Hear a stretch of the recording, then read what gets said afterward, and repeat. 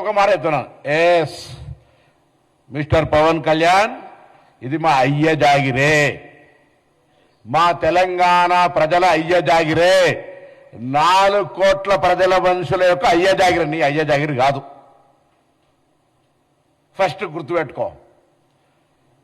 ఇలా ముందుగా బేషరతుగా క్షమాపణ చెప్పాలి. చనిపోయినటువంటి కళాకారుడు గద్దార్ గారికి, గద్దార్కు కారు కొనిచ్చినా అని చెప్పి చనిపోయిన వ్యక్తుల గురించి మాట్లాడడమే అప్రస్తుతం. ఒక కళాకారుడు,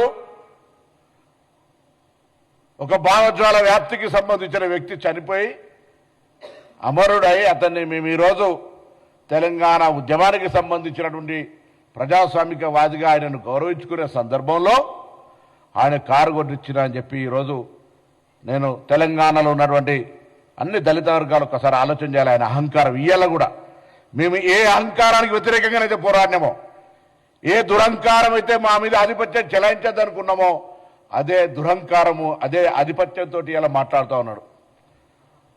మేము ఎన్నడూ కూడా చెప్తున్నాం, వీళ్ళ కూడా రాజకీయ పరంగా ప్రజాస్వామిక భారతదేశంలో తెలంగాణ కూడా అంతర్భాగమే. మేము కూడా అనేక సందర్భాల్లో ఆంధ్రాకి వెళ్తాము. Andhra, Telangana is a separate states, Telugu రాష్ట్రాలు.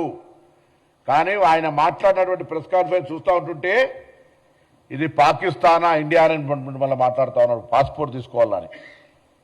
ఈ మైండ్ సెట్ తీసేయండి. ఆయన శాసనసభలు ఉన్నారు, ఇలా పార్లమెంట్ గురించి ఐడియా లేదు. నేను పార్లమెంటు తెలంగాణ బిల్ అయ్యే సందర్భంలో ప్రత్యక్ష సాక్షి. అంతకంటే ముందు కూడా చిన్న బిల్లు వస్తే కూడా నేను అనేక సందర్భాలు చెప్పిన, ఈ పార్లమెంటరీ వ్యవస్థలో తెలిసి మాట్లాడుతున్నా తెలియక మాట్లాడుతున్నా, తలుపులేసి పార్లమెంటులో బిల్ తెచ్చుకున్నా చెప్తారు. ఇప్పటికీ ఇంత కక్ష, ఇంత అక్కసు తెలంగాణ మీద మాటల్లో మాట్లాడుతూనే మళ్ళీ తెలంగాణ మీద అక్కసు వెళ్ళకొస్తా ఉన్నాడు. ఇది మంచిది పద్ధతి కాదు. నేను తెలంగాణ మీద ప్రేమ ఉంది అంటుండు, తెలంగాణ మద్దతుకి నన్ను మాట్లాడినరా?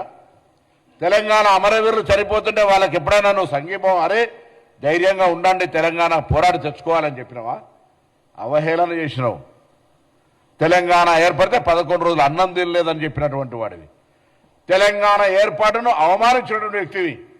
ఇలా మీరు మాట్లాడితే ఎట్లా?